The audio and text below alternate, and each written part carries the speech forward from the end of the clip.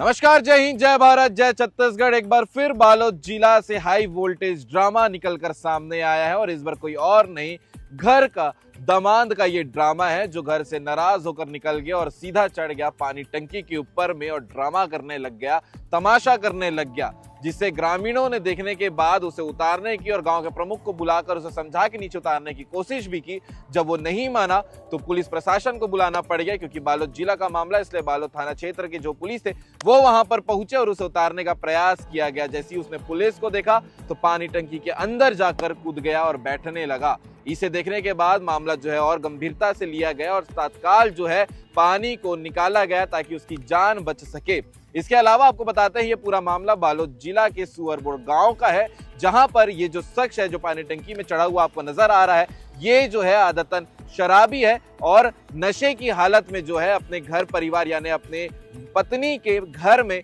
लड़ाई झगड़ा कर रहा था नशे की हालत में, और नाराज होकर घर से निकलकर ये हाई वोल्टेज ड्रामा करने लग गया। ये बड़ा तमाशा का विषय बन गया था पूरे गांव के लिए। पूरा गांव वहां पर इकट्ठा हो गया था और पुलिस जो है तत्काल मौके पर पहुंचकर उसे उतार ली है। इस पूरे मामले को लेकर आप क्या कहेंगे, क्योंकि ऐसे लगातार मामले, जो व्यक्ति सबसे ज्यादा शराब पीता है उसकी हरकतें बदलती जाती हैं और जो हरकत इस दामाद ने की है, कमेंट करके आप भी जरूर बताइएगा।